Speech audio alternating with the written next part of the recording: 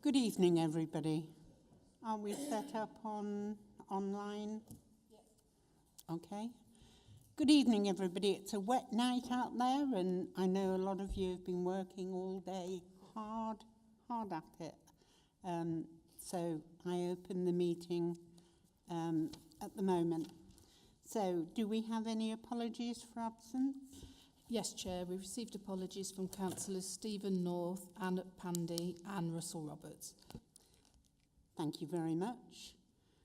Do any members have declarations of interest that they would like to raise before we carry on with the meeting?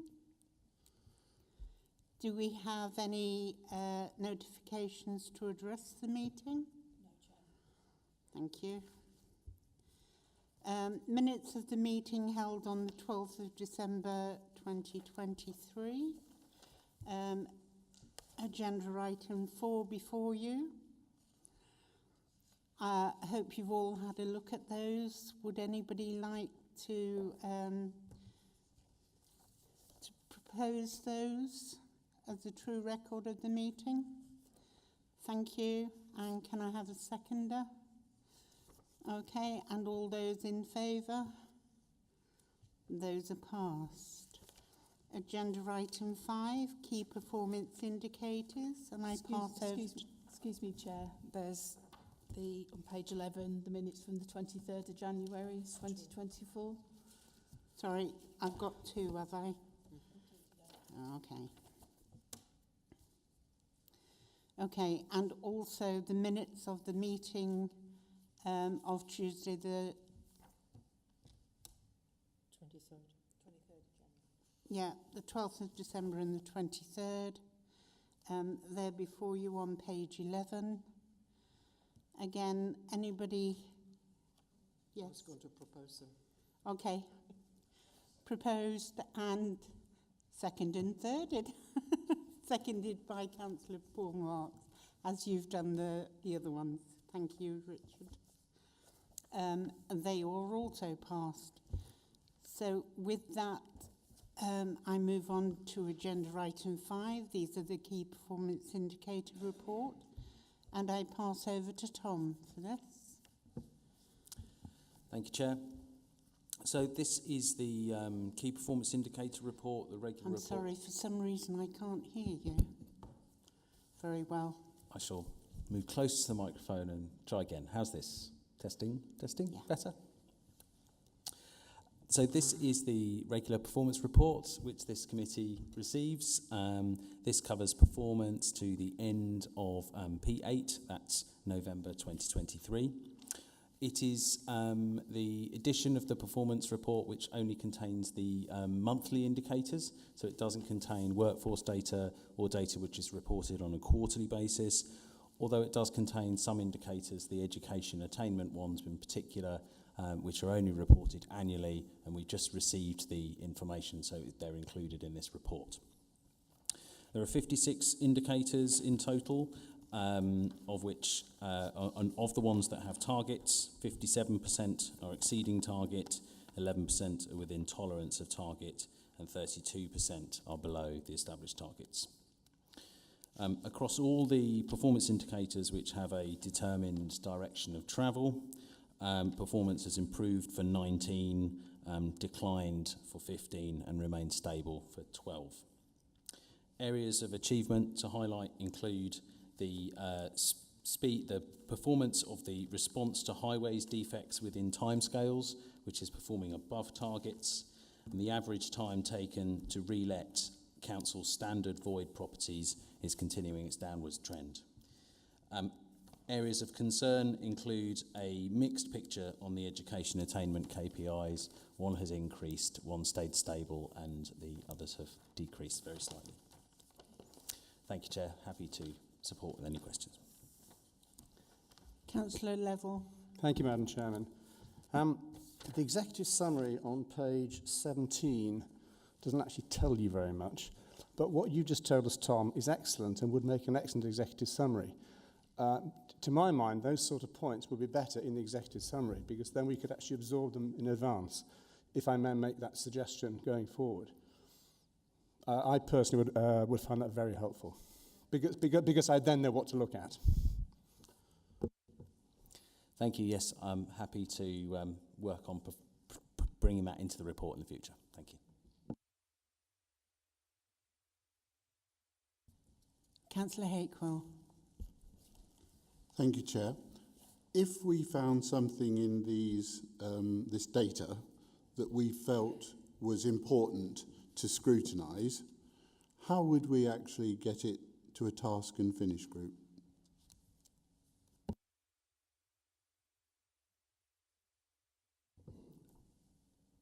I think it would be part of the conversation at this meeting, and then I think go through the chair through to the Scrutiny Management Board as a nominated topic. Be good. How many such scrutinies coming from backbench or frontline councillors have actually got through Scrutiny Management Board into a task and finish group in the last, say, 12 months?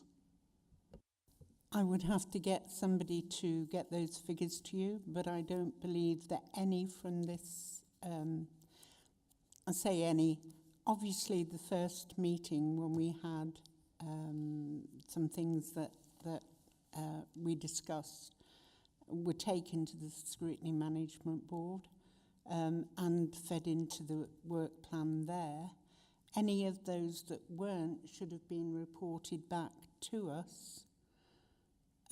So I don't believe that there's any, but I do want to double check on that with the other scrutiny boards.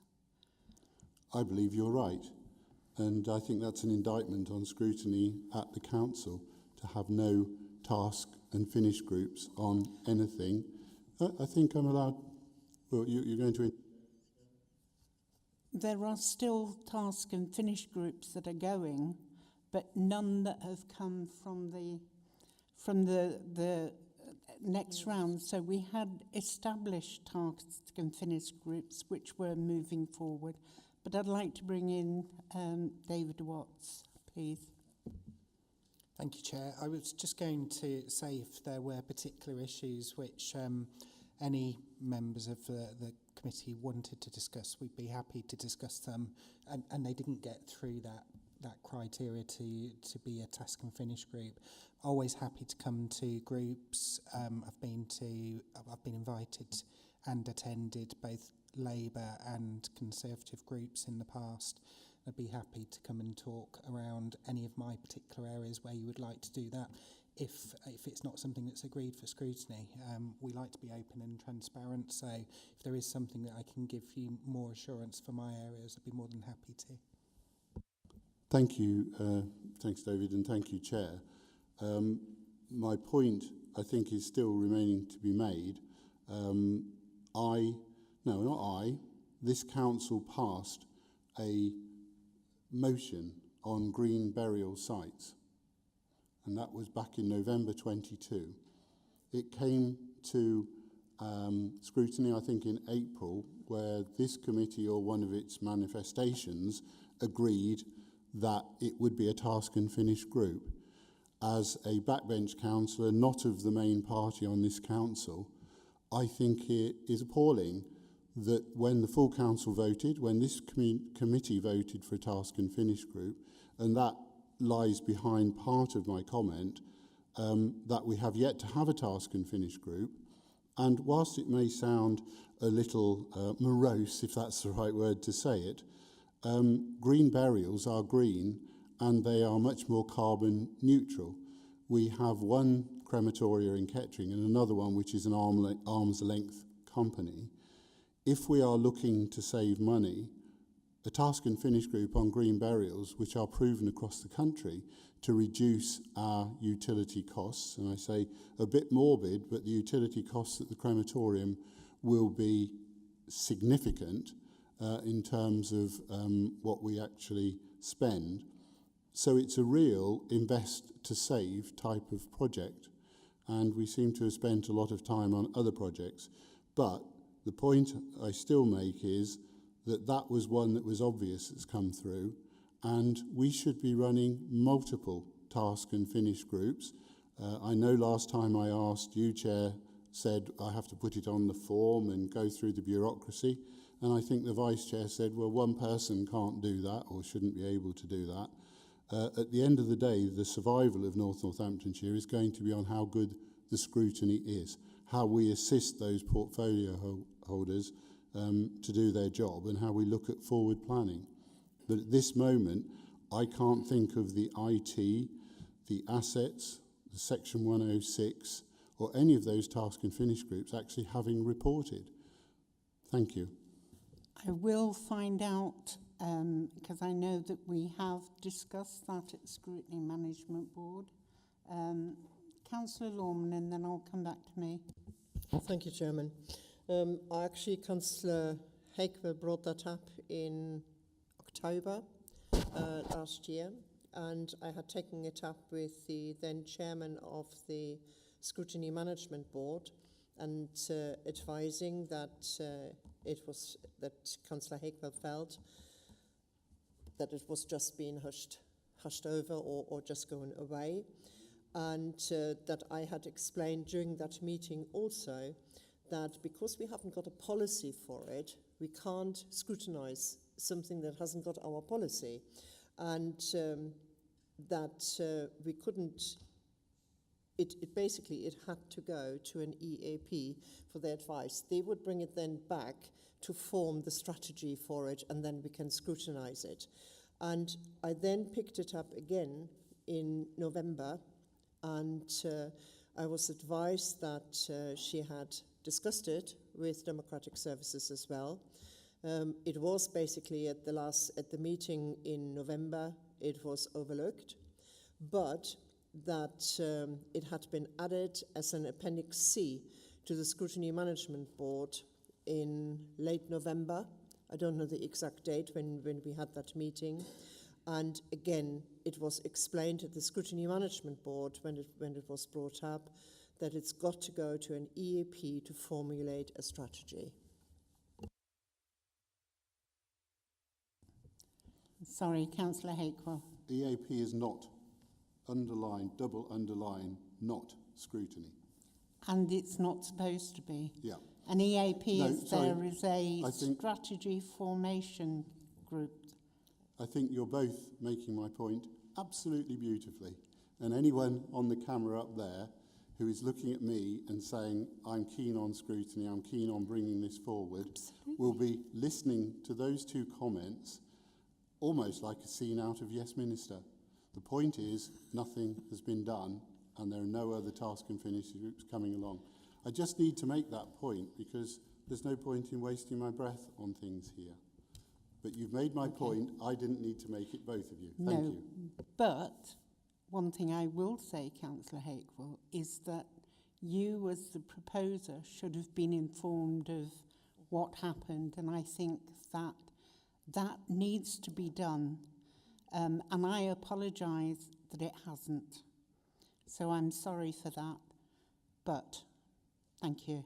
To be fair, that should be apology to the whole council who voted it through.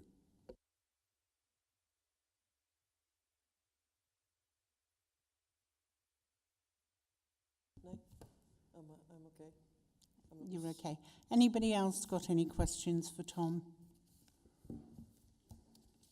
Yes, Zoe. Sorry, Councillor McGee.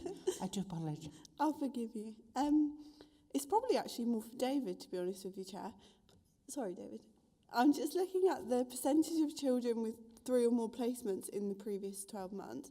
And reading the kind of comments down the side, it talks about 2 new emergency homes. The phrase emergency home doesn't scream permanent to me. So that doesn't give me a lot of faith that that percentage will go down. Does that make sense? Because that doesn't seem like a permanent solution. Can you just give me a little bit more information on it, please? Thank you, Chair. So certainly, Councillor McGee, the homes which we're talking about are more local. So they're based within Northamptonshire, and what it means is that in a crisis we can support people to stay closer to home whilst we work with them. So yes, it might not be a permanent solution, but it is something which is easier and better for that young person, so that they're close to their networks and their social workers can visit them regularly within that environment. Thank you. Through you, Chair, sorry. Do you know where they'll be, geographically speaking? So the most recent one that's opened actually opened in Northampton, but we have an equal access to using that. We are working with the Children's Trust about looking at opportunities in North Northamptonshire as well. Thank you. Thank you very much. If there are no further questions for Tom, on page 17, the recommendation says, it is recommended that the Corporate Scrutiny Committee note the performance of the Council and its services as outlined in the appendices of this report, and use this Sorry to interrupt. I thought there was going to be more speakers, so I didn't ask another question. Can I just interrupt you and ask the second question, please, Councillor? I have not finished, so you can start. Thank you. Sorry. Thank you. Sorry. Can I just ask a quick question about the rough sleepers and the benchmark? The benchmark is 7. It's on page 28. The benchmark is 7, and the for quarter 1 and quarter 2, the numbers were significantly higher than that. Given that this kind of last 2 quarters have been the coldest time we've had, I'm a bit concerned that is so much higher than the benchmark when actually there's so much targeted action to support rough sleepers when it was cold. Can I just ask a little bit more about that, please? Thank you, Chair. So, yeah, again, it does fluctuate. It is one of those indicators that moves up and down day by day in that sense. What we do also find, particularly in Northamptonshire, because we have got 3 railway stations across, that we do tend to import people from, for example, London and from the wider East Midlands in that sense. So they may pass through, and on the snapshot nights where we are out and counting, then you can see higher numbers. But I do get the point which you're making. It's the coldest and we've had a lot of rain as well. But the rough sleeping team is out regularly looking in the places where we know, responding to calls to see whether we can engage with those individuals. Is it easy? No, as you know, it's not always easy, and quite often people will refuse to come into accommodation that we have arranged for them. But we'll continue to work on what we can do around that. We're also exploring alternative temporary accommodation options as well. We would prefer to have more of our own temporary accommodation so that we can use that. Particularly, we've had a couple of issues recently where we've had some rough sleepers who didn't want to be separated from their pets, so from their dogs. And some of the temporary accommodation that we do access doesn't allow animals within it. And whilst we would have accommodated the dogs in a local kennels, clearly there's a close connection between the individuals. So we're trying to pick up on those particular issues and then come up with solutions which make sense for our local population. Thank you. And through you, Chair, I'd just like to thank the rough sleeping team for the work that they are doing, particularly in really tough conditions. So thank you. I echo that. Councillor Lawman. Thank you, Chair. One question to David. Just before vesting day, Borough Council of Wellingborough purchased in the 12 months before, I think, 1 or 2 properties for the homeless to have the emergency accommodation. Do we know what has happened with them? Whether that has actually been progressed? Thanks. You probably have to give me the addresses if you have those, and then I could particularly let you know. We've got a number of temporary accommodation within the general fund. So if there were specific accommodations that you want to raise with me, I can pick it up out the meeting, and I'll try and provide you with an update then. We wouldn't know even the address because it was never passed on to us as councillors at the Borough Council in Wellingborough. What I'll have to do then is I'll ask our Assistant Director for Housing just to track back through what accommodation we've got, and if you've got an approximate time where it was purchased, approximate date where it was purchased, then we'll have a look and see whether any make sense. And I've got a quick question following on from that. So in the local press today, it was about the Euro Hotel being decommissioned for rough sleepers. So will we have the capacity going forward? Because I believe there was 12 beds, or was it slightly more? I can't quite remember, but I knew it was used. It wasn't always good, but, you know, it was a place to lay down your head. We're always looking for what capacity we need and whereabouts we need it as well. Euro Hotel served a purpose at a particular time. If we did need to recommission it, we would. Certainly, Yvonne and the team are constantly looking at the different options that we have available. I think particularly those sorts of accommodations worked quite well in the everybody in period, particularly over the pandemic. Ideally, though, we do want to, as I say, invest in more appropriate accommodation where people have their own front doors and can have space to themselves, because hotels are not entirely conducive of stability for people. And the LGA has released just recently a really good report on Homes First, where, you know, that does happen. So, yes, I agree. Okay. Then any more before we go to the recommendations? I will just finish the last three words then. To aid the process of scrutiny. So, taking that recommendation to note that the report, and is everybody happy with that? A show of hands? Yep. Thank you. Moving swiftly on. Forecast draft outturn for 2023-24 at 30th of November 2023. I believe this is you. Thanks very much, Chair. So this report provides commentary on the Council's forecast for the revenue outturn position for 23-24 based on the information available as at period 8. This was reported to the Executive at the meeting on the 18th of January, and the monitoring report sets out the material financial issues identified since the 23-24 budget was set in February of last year. The forecasts presented are based on the best available data and represents the views of the budget holders, the assistant directors and executive directors. The forecast overspend at period 8 was 8.6 million for the general fund. This is against a net budget of 339 million, resulting in a variance of around 2.5%. This is an adverse movement of 2.4 million from period 7, where a pressure of 6.2 million was reported. The main pressure relates to the Children's Trust. The total contract value for the Children's Trust is 150.9 million, and the Council's share of this is 66.7 million. And this reflects how the contract sum is split between North Northamptonshire Council and West Northamptonshire Council. The Children's Trust are forecasting an overspend of 24.6 million at period 8, and this is an increase of 1.1 million to that reported in period 7, where the forecast pressure was 23.5 million. The cost to the Council based on an overspend of 24.6 million is 10.9 million, and this is an increase of 471,000 to that reported in period 7.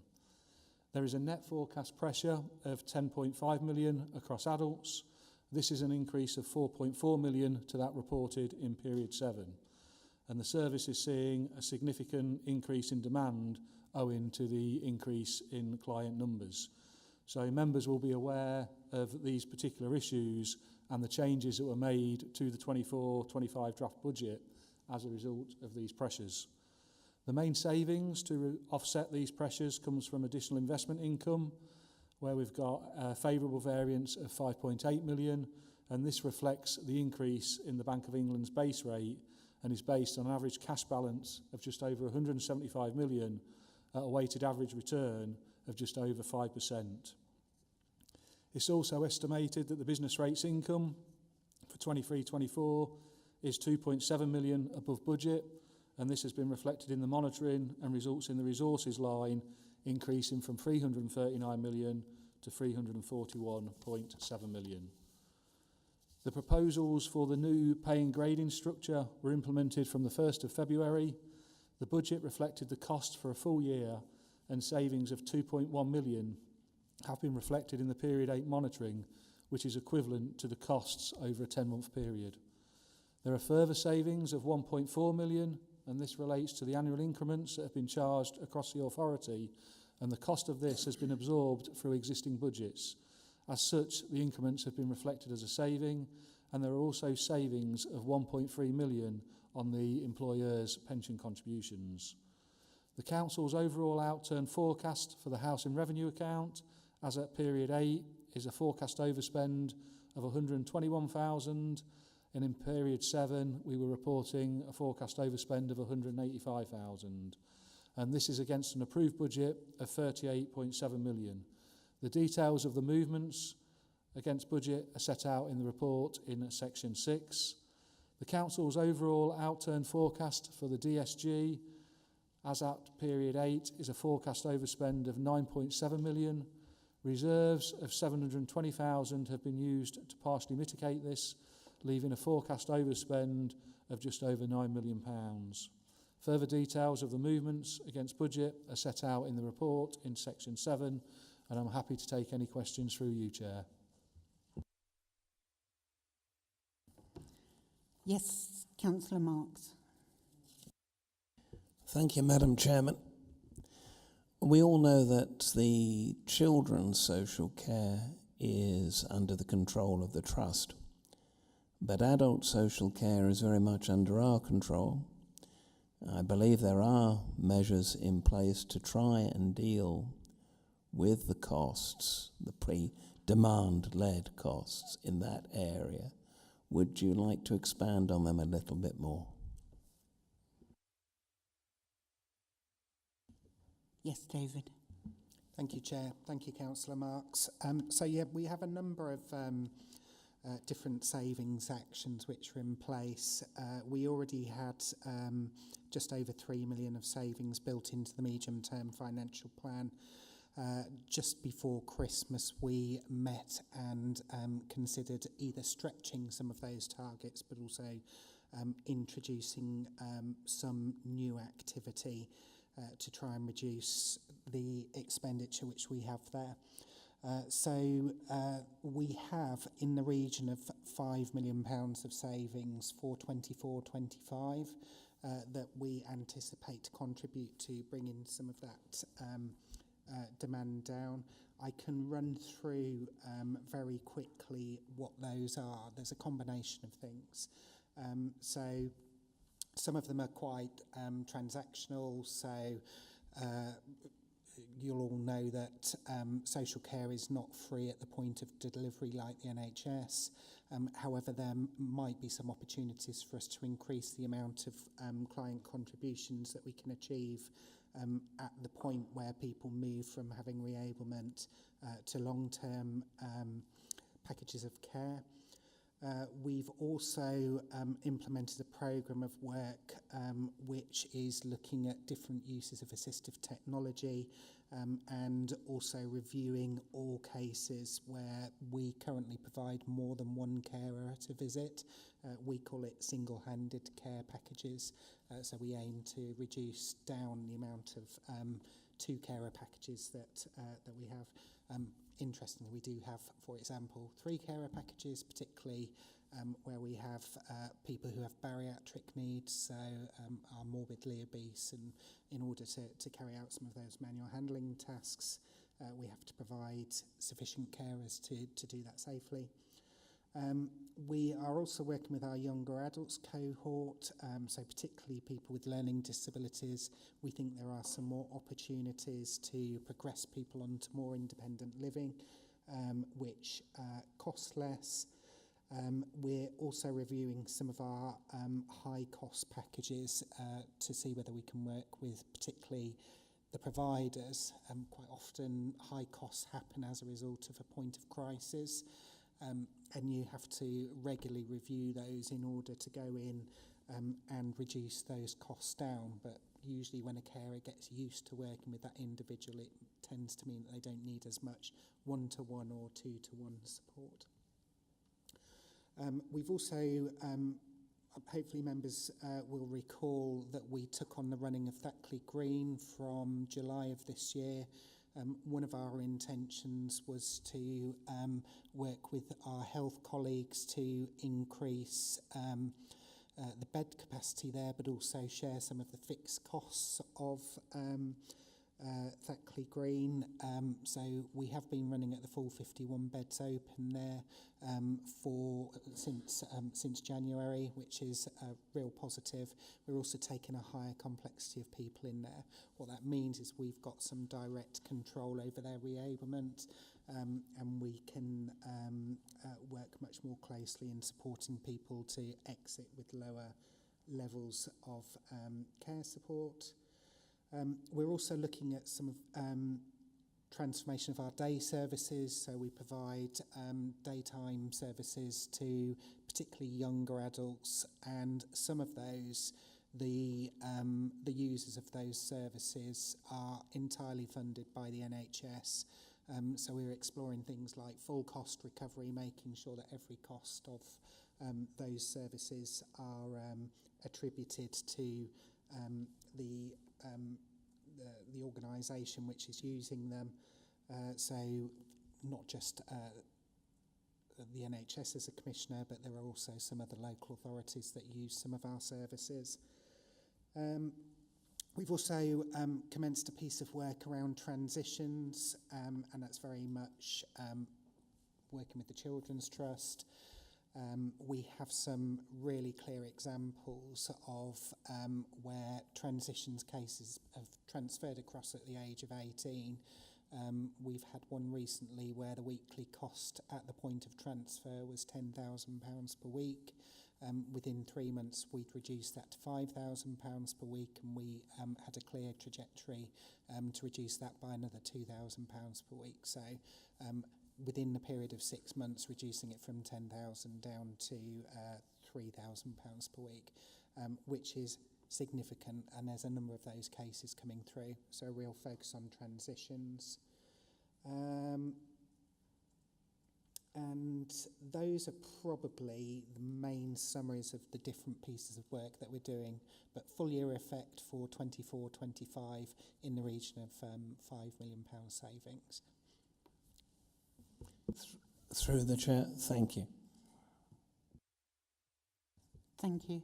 Councillor, sorry, it was Councillor McGee first and then Councillor Hakewell. Thank you, Chair. Thank you, David. Finding £5 million worth of savings in an overstretched service must have been extremely difficult. I don't envy the task that you have, and I think you do it brilliantly.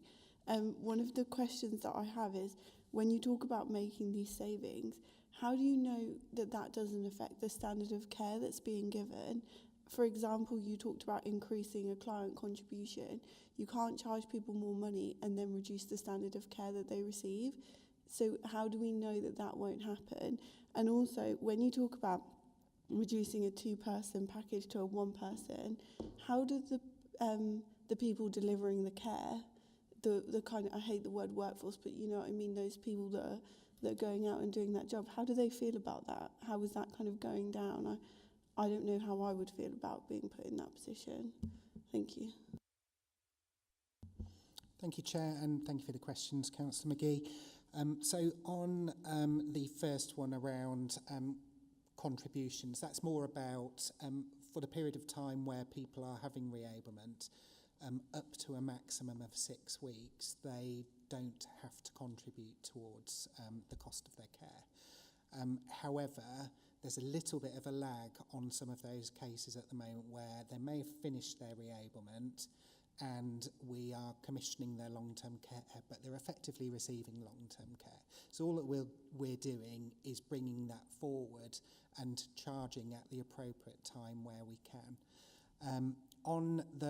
So everything that we have talked about here is not about cutting the quality of services. It's about making them more efficient. It's about working with providers so that we're not over-providing care and support. On the second question around workforce, so something which we take very seriously, within adults, health partnerships, housing and children's, we've got 1,800 people that work for us. It's extremely important that we look after them, we create the right sorts of conditions for them to thrive within the workplace. But equally, we have a responsibility with the independent sector providers to make sure that we're not asking people to do things that are unsafe. We'll never recruit into those roles if people are saying these working conditions are poor. So they're very much risk assessed, and we have physiotherapists, occupational therapists going in, looking at the way that carers are working, and then we'll work with those care agencies or our own staff to try new ways of working. It might be new equipment, it might be a disabled facilities grant, putting in, for example, a ceiling track hoist. So actually, that makes things far better because you're not doing any manual handling other than perhaps lifting someone's arms and legs to get a sling underneath them. So it can make it much safer for both the individual and for the members of staff. But I think the key is we send clinical professionals in there who have experience of working on complex rehabilitation to look at safe and effective ways of reducing that care from two carers down to one. It doesn't necessarily mean that we do it across the board. It may be that for certain visits you still need two carers, but it might be for other things. So, for example, toileting visits, you don't need two carers. So sometimes it's a halving of the care support. Sometimes it might be two of their visits that we have that we reduce it down, but the others remain the same. It's very much risk assessed. Thank you. Councillor Hakewell.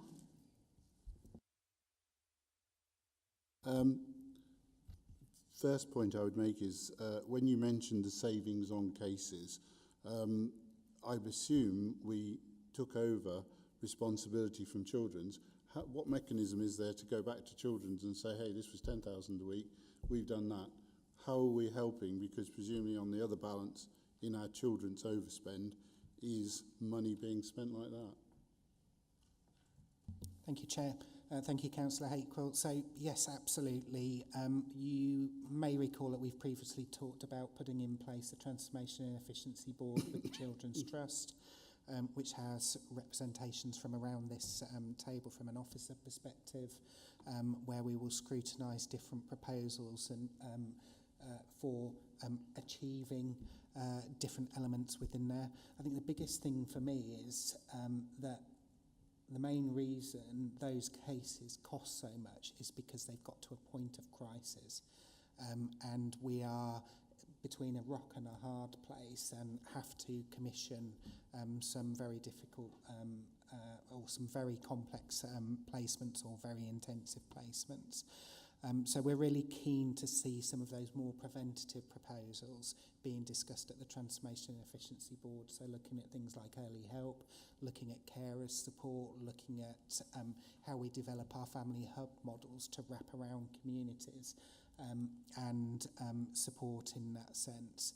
So that's one element. I did mention the Transitions Project, which is specifically around that group as well.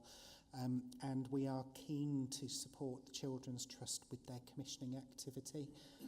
So within my adult social care service, I have quite a robust commissioning function, including a brokerage function that brokers individual packages of care, and we want to work with the Children's Trust to implement similar sorts of models, so we've got a level of confidence around that, the placements are appropriate, but that we're also working to manage the costs of them down and increase independence prior to people turning 18. There is a slight challenge because you have two different legislative bases, there is that bit where under the Children Act we do meet a higher level of needs in that sense, but it doesn't help people if we don't start that work earlier, because the last thing we want is that cliff edge at age 18, or for people with special educational needs potentially age 25, So it's much better if we are working with families, with care providers and with other professionals to try and manage those needs and increase independence much earlier. Come back on that, Chair. So how do we quantify the success of the effort you've just described? I mean, from my point of view, backfilling that £10,000 case, and we can do it at 3, how do we actually quantify overall within the Children's Trust that the effort we're putting in to look at those cases is actually coming out, sadly, has to be, when you look at these papers, in a financial sum? How do we get that? And maybe that's something we could scrutinise in the next century. Thank you, Chair. So, again, it's a combination of things, but we also do look at outcomes for individuals. So, as an example, as the Director of Children's Services, I meet with practitioners from the Children's Trust. We will run through casework with them and question them about how they've made some of the decisions they've made, what risk assessment processes they've used, how they implement strengths-based practice and positive risk-taking. And we also have a much wider function. So as well as me doing that, every supervisory member of staff will undertake case file audits as well. Are they getting it right? Clearly not 100% of the time. And for me, I would be much preferring to, steer that young person at the age of 14 or 15 to support them to remain in their family home. If they get to age 18 and they're in an expensive placement somewhere, as a system we've failed. Particularly with those with special educational needs, which do tend to, in a lot of circumstances, end up being some of those higher cost ones.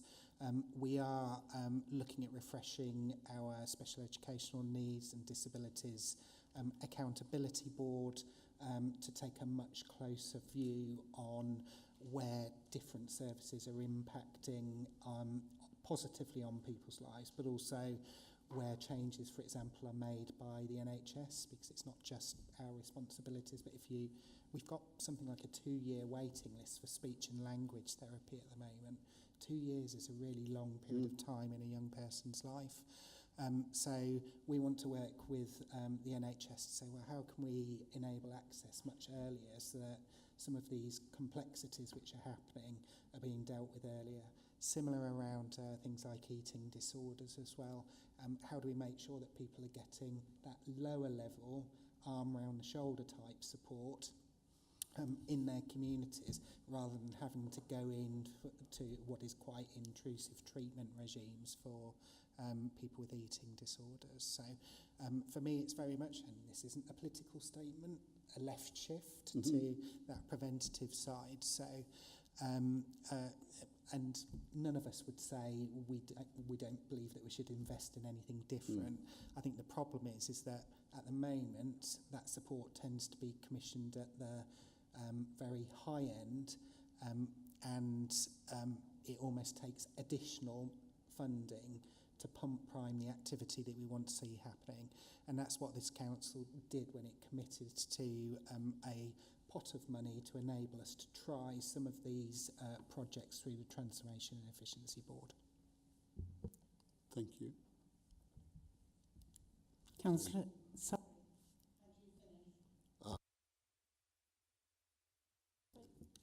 Councillor Lorman. Thank you. Do I read the Children's Trust figure correctly on page 38? That they have already overspent in the forecast by 471,000 over and above what was reported in the previous period, and if that is so, why, please? Through you, Chair. I'm just getting to the part of the report now. Apologies. Just scrolling through. So the section relating to the Children's Trust starts on page 45 at section 5.19. There's a couple of tables in that particular section, most notably the one at 5.23, and that shows what the reported position was for P7.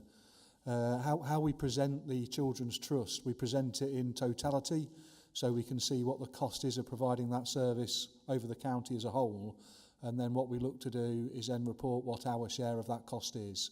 So that may be the reason why the two numbers aren't directly correlated, but the movement that we've got was 1,068,000, and you'll see that in the table there. The main reasons for the changes between P7 and P8 relate to additional pressures on staffing of 313,000 and an increase in placement costs of 753,000. So our share of that 1068 is the 471,000. Could I come back on something? You just mentioned the staff, the figure, 300 odd thousand. It must have been an enormous amount of staff if I judge it by about 45 to 50,000 pounds per member of staff. Are there extra additional people, or what has happened there? So the total staffing budget that they've got at the Children's Trust is just shy of £50 million. What they have been experiencing is pressures around recruiting to certain roles. So they have used agency staff to cover those, and they are more expensive, but they are running a number of recruitment campaigns to have permanent staff in post as well. Sorry, Mark's answer is fine, but it brings me back to when we actually, in the budget scrutiny, when we looked at the figures for the Children's Trust, and the two things don't quite marry up, because what was presented to us was not an over-reliance on agency staff, because I remember asking Colin Foster exactly that, how much confidence there was with agency staff, and because it would give a totally different figure, which if we looked at the budget then and the contract, which is about 159 in total million, it would be considerably different if they were just relying on a majority of agency staff. So is this a typical example that because they had to go out in having difficulties recruiting, that this is the effect, because that will have a knock-on effect going forward, and not only for this year, for next year as well? Through you, if I may, Chair, in terms of how they budget in exactly the same way that we do, where we don't budget for agency staff, we budget for the establishment in its entirety, assuming that all of those posts will be filled by permanent members of staff. However, during the course of the year, they may need to bring in agency staff to cover certain posts as and when vacancies arise. So some of the pressures that they're experiencing this year is as a result of needing to bring in agency members of staff to support the Children's Trust. But going forward, they'd be looking to have permanent members of staff. One of the challenges that they've had is around the recruitment to social workers as a particular challenge and a particular issue.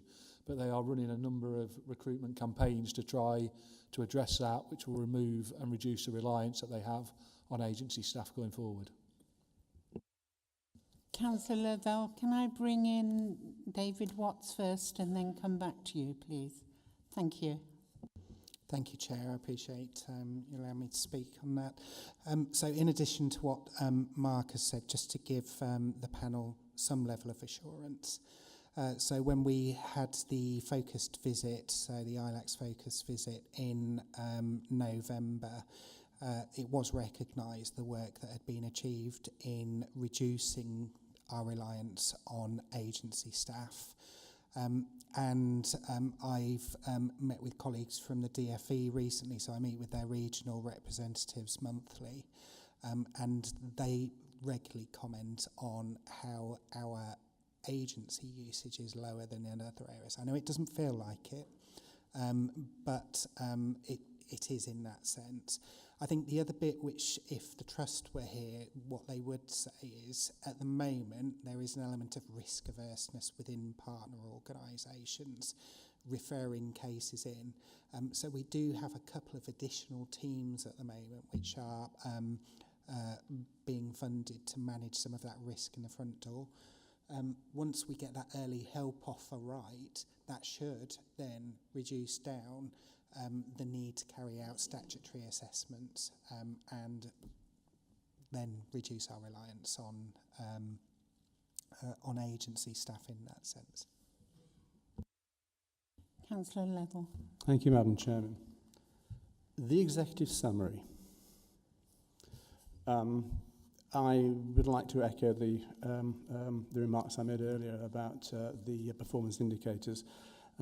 If you look on page 38, for example, there are only three numbers of any interest whatsoever: 470,000, 4.4 million, and 2.4 million, all of which Mark talked about.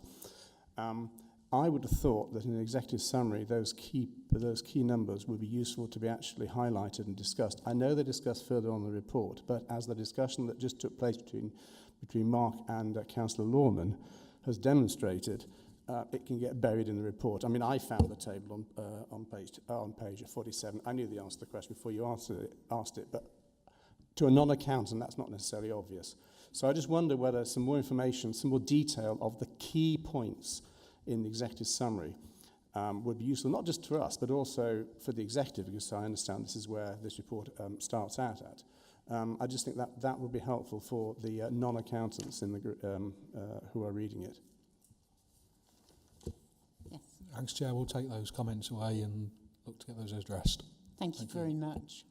I have a question to ask. So, in the last week and a half, I've attended an APSI adult social care conference, albeit online, and they were talking about the rising cost of adult social care and the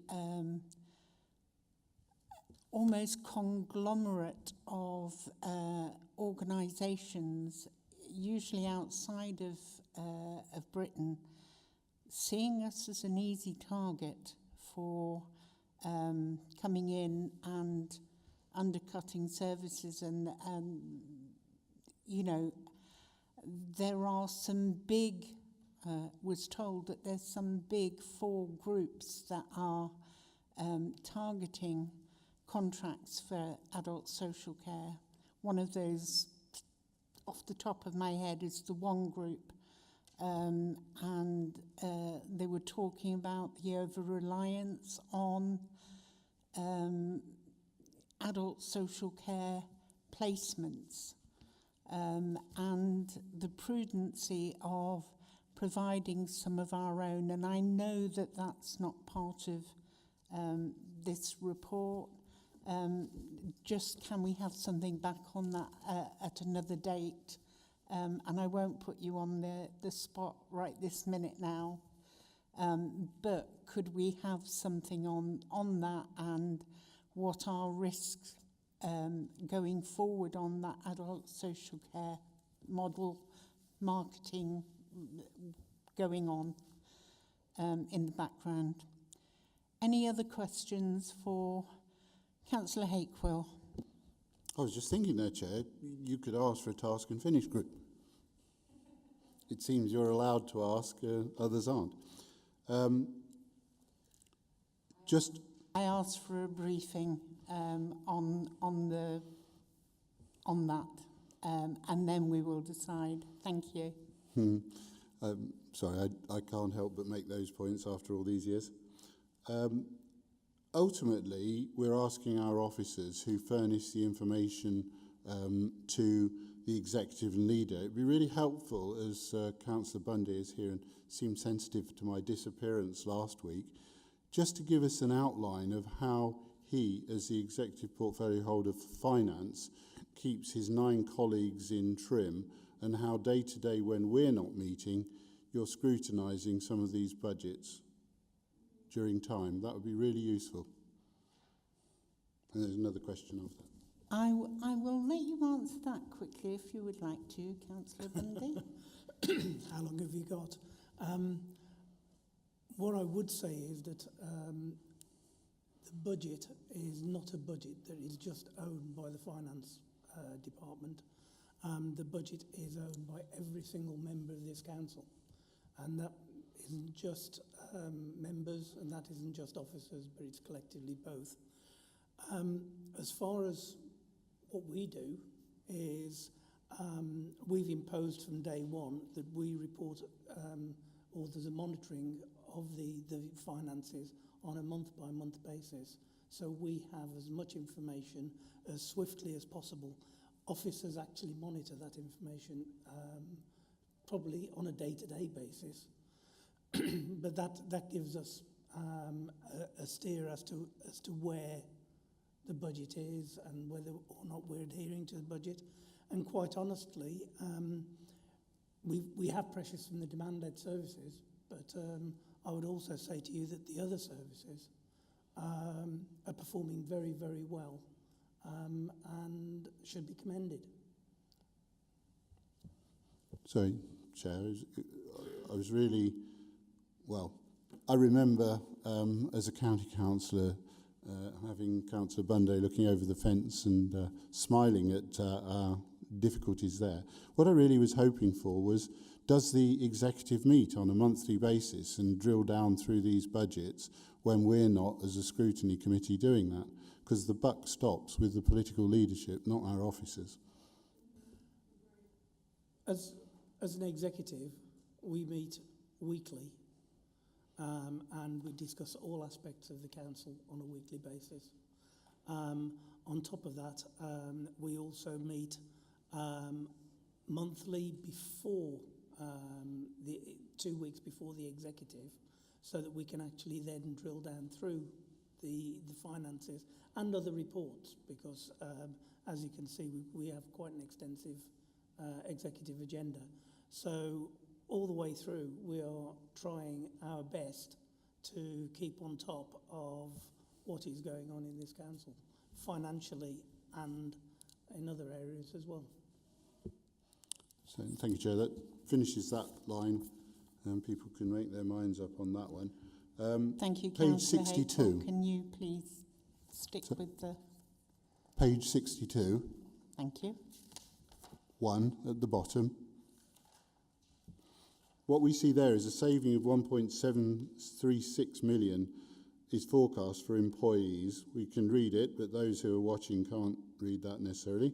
Period 7, 1.6 million. This is partly due to forecast savings as a result of vacancies within the procurement team, 143, internal audit 224, finance 75, performance team 103. Then we go off to some in-year savings. I assume superannuation means, because we're not employing those people, we don't have to pay superannuation.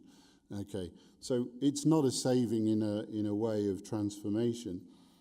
But having watched the audit committee meeting the other day and hearing about issues like procurement and internal audit, what worries me significantly is that whilst we may not be able to manage, and we often hear from the portfolio holder that Putin and oil and all the other things, COVID and cost of living, if we don't have enough people in those departments, we are massively susceptible. And as I understand it, the audit talked about 36% of procurement that was not identified, was not buttoned down. And we had an emergency meeting prior to Christmas, which brought out the 500. So my concern there is, and for whomsoever wants to answer it, a saving is not having the people that at the beginning of this budgetary year we expected to be in place to manage the ship. So I don't know, maybe that comes back to Lloyd, but in my opinion, it's not a saving, it's a risk. Because if you don't have the people to do the audit, you don't have the people to do the finance and the performance and other aspects, particularly procurement, how are we going to manage that particular risk, or how are we managing that risk until we get up to a full complement? Sorry, Janice. Well, seeing as they're all in my area, I felt I probably should respond to that. You know, you look at things, and it's probably using the term savings, it's an underspend really against the budget. It's not a saving because it's not built into it. It's an underspend against the budget we've set at the start of the year. And as you would expect in these teams and in all teams, we do have turnover of staff and we have vacancies. I'm happy to say the performance team is actually now up to its full staffing complement. So this is due to vacancies earlier on in the year. And the internal audit team has also recruited a couple of new posts to that and is near its full complement for staff. In terms of the audit plan, you'll see as reported regularly to the Audit and Governance Committee, the plan is on track for delivery and is performing well, and the number of reports being presented to Audit Committee are quite, well, numerous in those respects. So the reports are being done, the plan's being delivered, and we obviously have an annual audit report as well that looks at that and looks at the performance of the committee. So the work is being done. That we do with that. With regards to the audit team as well, if we have shortfalls in terms of staff, they do buy that in from a third party. That's not shown on that particular staffing line. So they will buy external contract auditing to help also support the work of the audit team to deliver it. So there are other means by which the work's delivered. I think in general that's it. It's not, as I say, that these are savings. They're underspends in year due to staff turnover. But I think as members will appreciate, recruitment within local government in general is difficult. So it's incumbent on all of us to try and see how we can make this as an attractive place as possible to work and therefore attract people into those positions when we go out to advertise. Thank you, Janice. Point made, I think.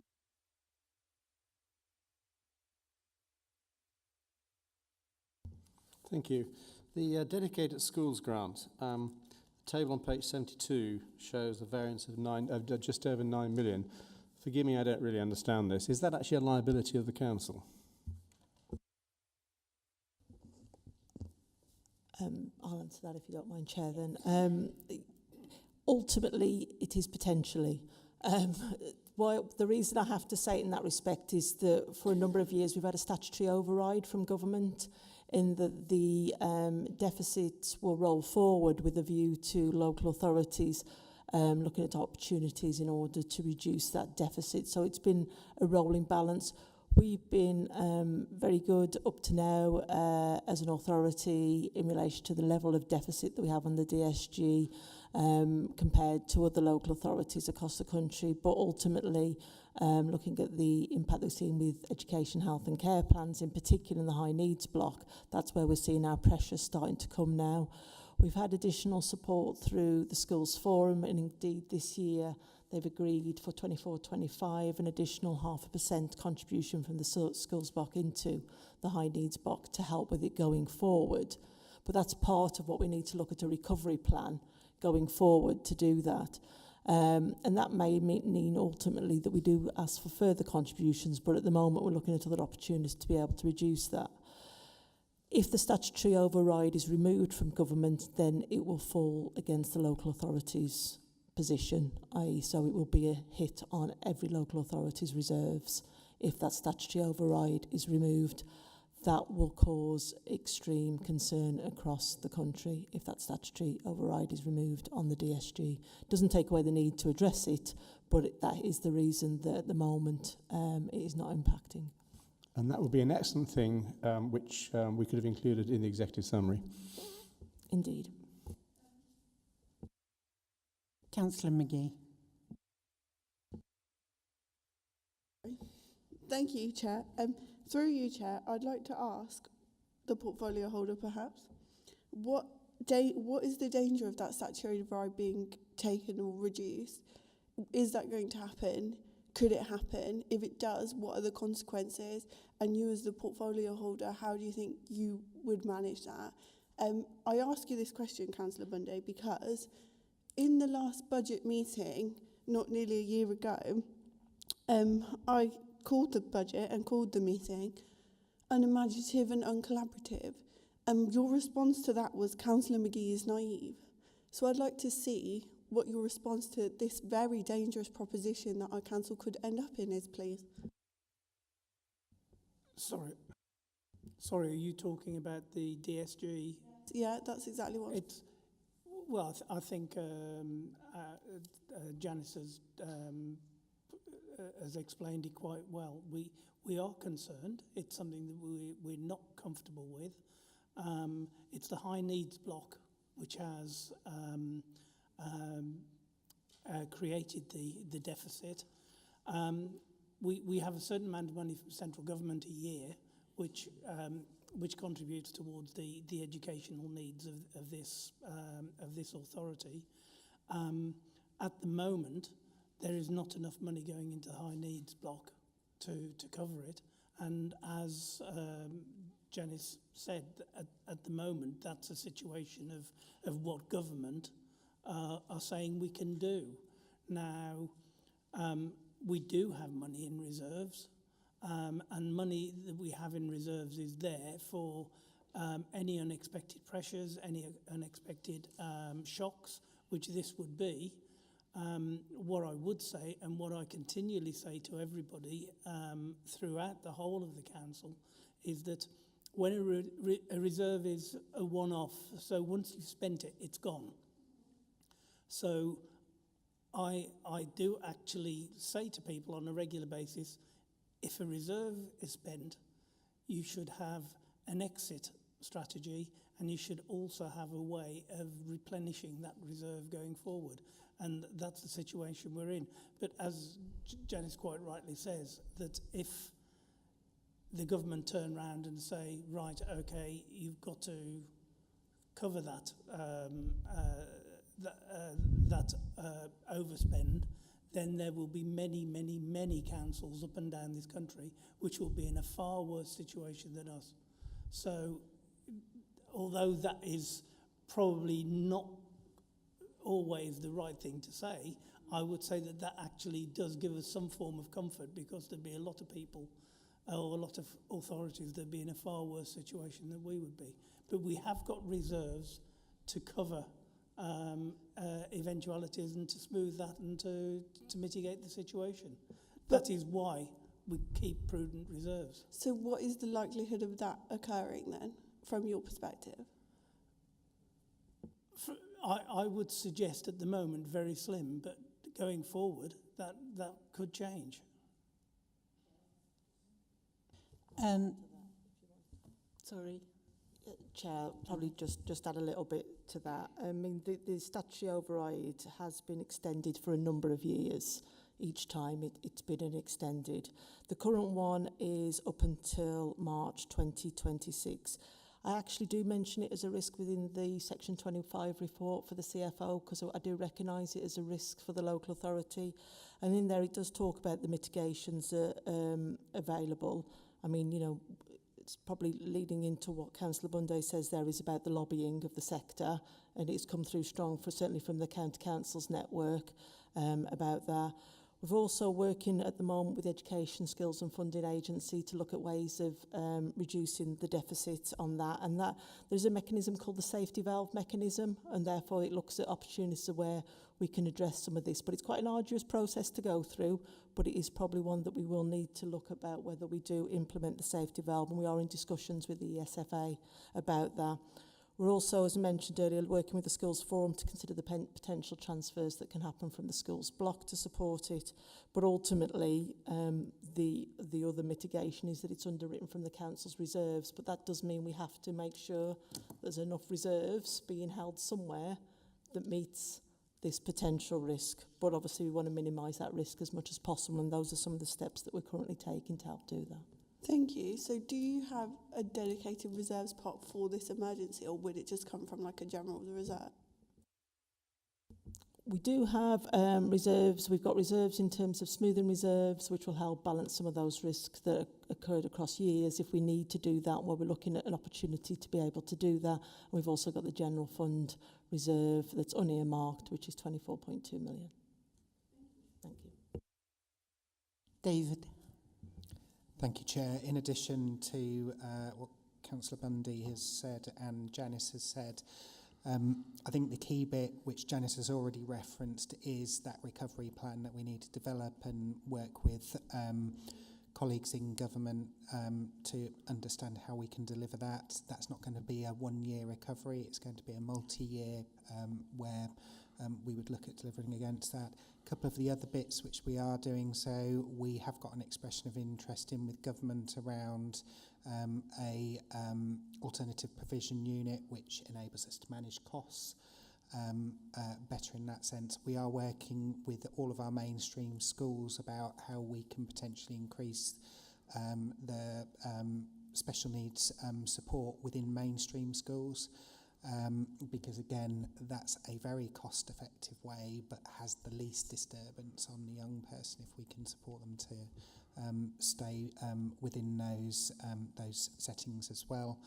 And that has included us working and funding some of our complex units, our complex alternative provisions, to provide support to mainstream schools in some of the strategies which they might employ with the young people that they're working with, and we have had positive feedback about that. So still lots of work to do. I think whilst it is a challenge nationally, it would be a challenge nationally regardless of what government we had.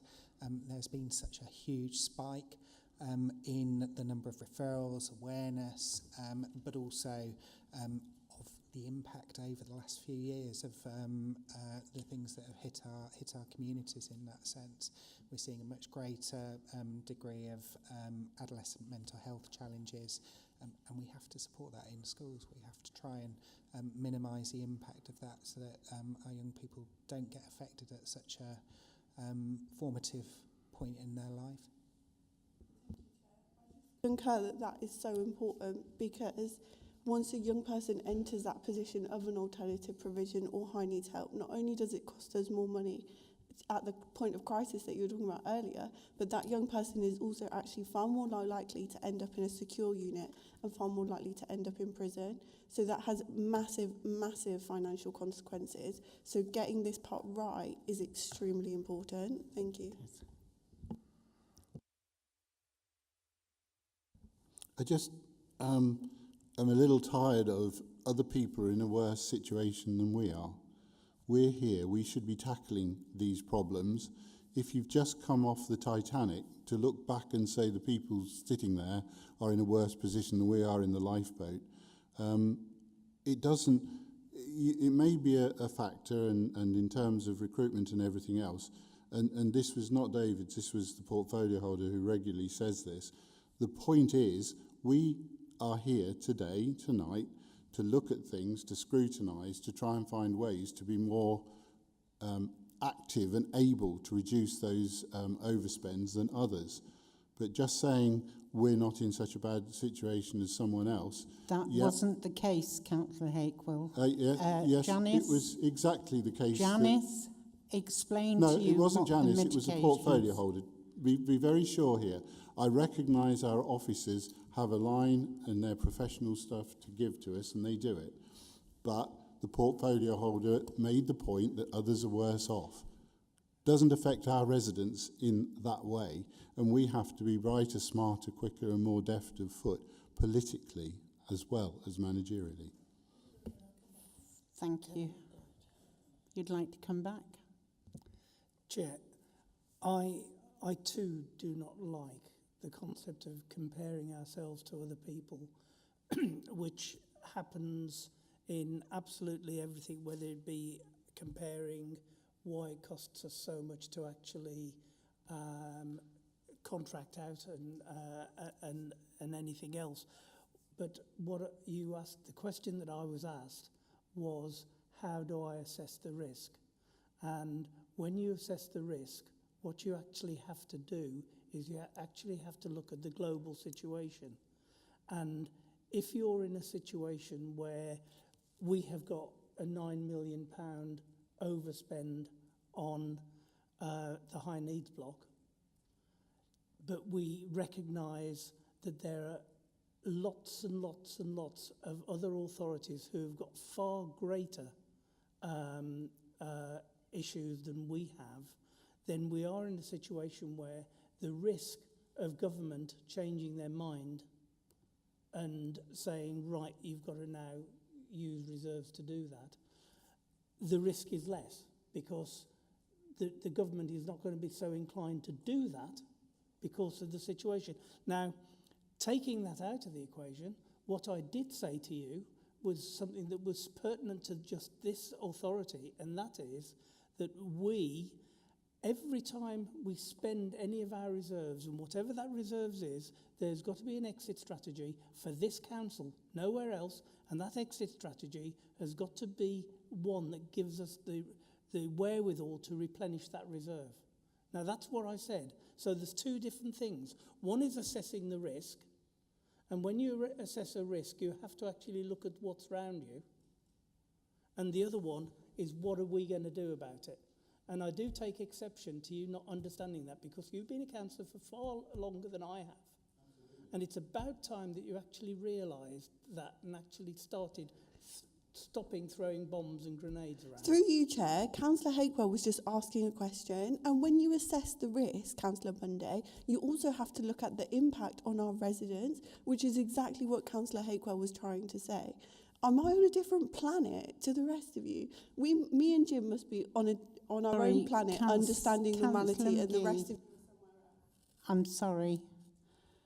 David. Thank you, Chair. I mean, just...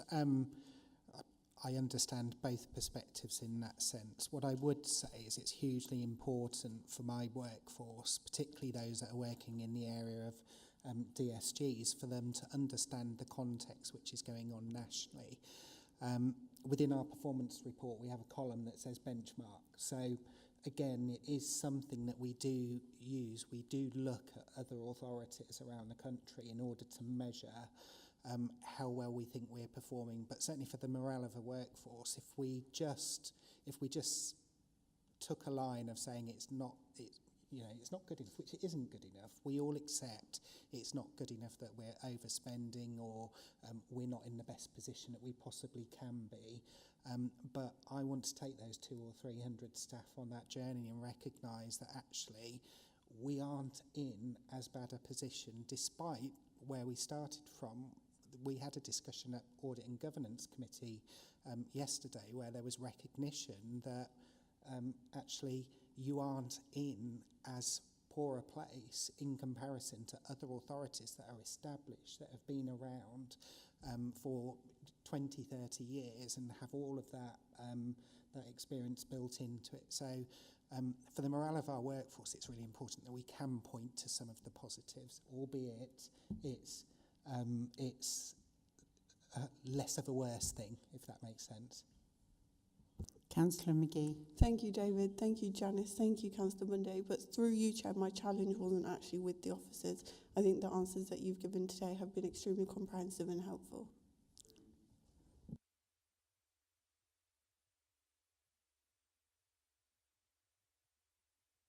We will move swiftly on to the recommendations, which are on page 32. It's recommended that Corporate Scrutiny Committee note and comment on the report attached as Appendix A. The reason for the recommendation: to note the forecast outturn position as of November, period 8 for 2023-24, and consider the impact on this in this year and future years' budget. All in favour? Sorry, do I need a... No, it's noted. Okay. That's noted. Thank you very much. When we had our scrutiny training to brush up our scrutiny skills, and we sat in Thrapston, albeit very few of us, Yes. the trainer from the Centre for Governance and Scrutiny and Governance said, you should not be noting reports, you should be doing things. We've just noted 2 reports. Noted. Madam Chairman, I need to go, if you excuse me. You're excused, and happy birthday, Councillor Level. Thank you. With respect to everybody here, I would rather not be here. Thank you. Sorry.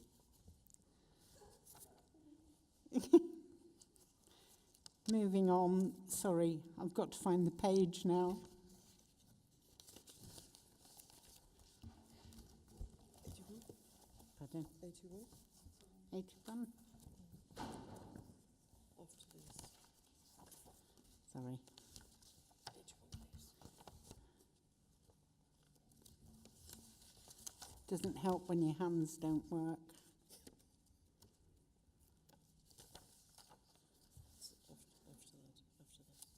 After that one. Thank you. That's it. Agenda item 7. This is the Corporate Scrutiny Committee work plan. Is that correct, Janet? Janet. It is correct, Chairman. Yes. Thank you.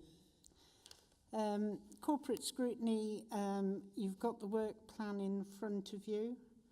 The suggested topics there: customer service operations and out of hours service, children's trust update,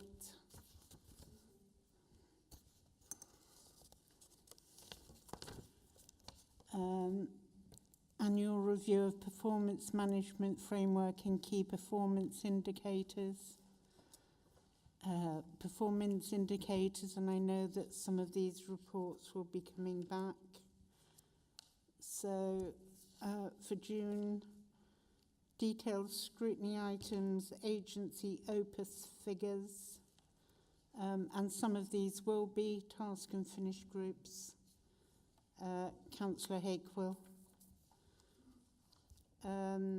And there's suggestions there for regular scrutiny items, as I say, performance indicators, and I know in April Tom will be bringing back a full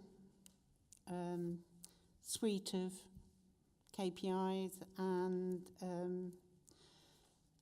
the Office of the Off-Log KPIs and things, as well as corporate complaints, and looking at customer service. So any questions on those? Any thoughts about going forward on any of the work plan? I did send an email earlier that we do need to sync with audit and governance just to see what they're doing, not interfere, but making sure that we're all working in a way that enhances each other. Councillor Lorman, you had some things you wanted to raise. Thank you. Yes, on page 81, I think we need to really start the work again. And sorry, I'm talking rubbish. It's not page 81, it's page 85. And it's the ICT Working Party. I spoke at the executive meeting last week and made the proposal, my thoughts on the ICT, that we need to look much closer at that and restart or re-establish the working group or task and finish group, whatever we want to call it. I have had, and the chairman has had, a sight of a summary rather than minutes of what has happened so far. And I expressed my concern at the executive that, and I wanted assurances which I received. I want to see what we actually get for our close to 6 million that we are paying West Northamptonshire for ICT and aged ICT and so on. We need to understand what we are actually paying for. Is it value for money? And with that, we need to re-establish a working group.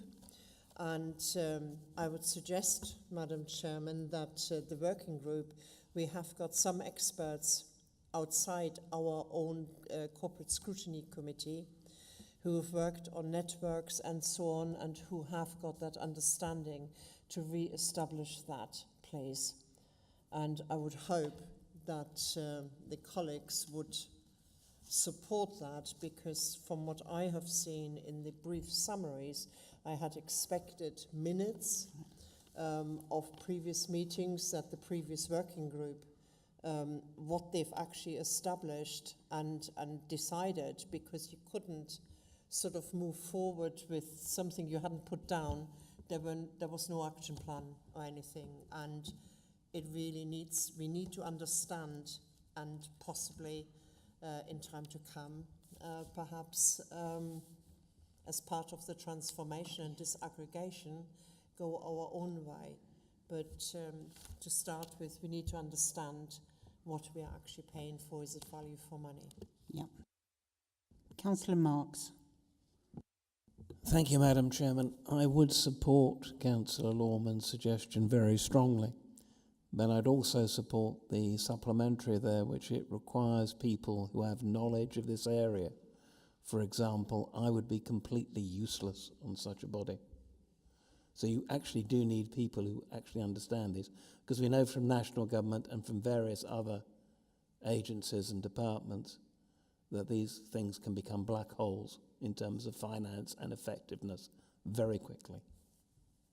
Absolutely, and this is one of the things that came out of the budget scrutiny, is that, you know, it is an area where we had a working group set up. That working group hasn't met since June or July, because of moving on to the executive. So we do need to identify people with those skills, as well as other things. But yes, you're right. We do need to make sure that that group is up and working and doing in as little time as possible. So we'll take that to Management board. yeah, the management. Well, we do have a management board on the 28th where we will discuss it, and then hopefully we will be able to identify before that board meeting people that have those skills or want to be involved, because both are important, you know, because it's not just about the skills on the IT, it's the financial skills, it's the understanding of how systems work together, etc., etc. So I quite agree. And then, as you quite rightly said, Councillor Hakewill, those the Opus working party and you know, staffing is another of the areas that we should be looking into as soon as possible. One of the things that I'd also like to take to the Scrutiny Management Board is the suggestion from a few of the panel members during budget scrutiny, which was around the transformation and harmonisation. So those are three areas that I think that we will take to and put the business case for to the scrutiny management and find out how we can take things forward, because there are only so many task and finish groups that we can have at any one time. So there are sort of processes that we need to go through to make sure that, you know, these are working properly. But I would expect a scrutiny, a working party should take no more than 3 months to actually bring back a report to us. That's my expectation. I don't know what your expectations are. Councillor Hakewill. As we're here at 8:30, to actually find people who are experienced in IT or children's or adults or finance or whatever is the obverse of what we should be doing. If you take the private enterprise view of things, we are non-executive directors. You don't have a non-executive director of BP out in the North Sea showing people how to drill for oil. So my feeling there is that there is a massive risk in seeking people who think they know it. And we all know the description of an expert, don't we? An ex is a has-been and a spurt is a drip under pressure. I was always told that in sales. I have 20-odd years of IT experience and lean manufacturing experience, and I certainly don't want to be on the working party. But the risk across the board, we talk about across the board tonight, haven't we? The risk is you put people in who think they know it, they don't. You put people in who are, quote, naive to it, they ask the questions. And it's our officer colleagues and those people who we ask for their advice that we ask those questions of. If you start to drill down into the day-to-day aspects of that, the biggest risk you have is that if someone becomes an expert in that, and then in April 25, or should I say May, no longer here, because the elections threw us out, which you're all risking, you then base your future of the council not on the professional team, but on a political team. So just to put some balance in there, it's the people who will turn up, the people who will ask the naive questions, and sometimes not so naive, of our officer colleagues. So I take the absolute obverse, and as leader at Kettering, the last thing I would do is put someone who knew finance in finance, or someone who was a builder in planning. Absolutely not, because you end up second-guessing your officer colleagues. There we go. Thank you for that. Any other questions on that before we say, oh, have I got something to do? Sorry? No, I just wondered if I'd lost a recommendation, because to have all the recommendations on one meeting is There is no an recommendation. achievement. We can all go home. Yes. Thank you very much, everybody, for coming. That concludes tonight's meeting. Have a safe journey home. If the road looks flooded, do not drive through it.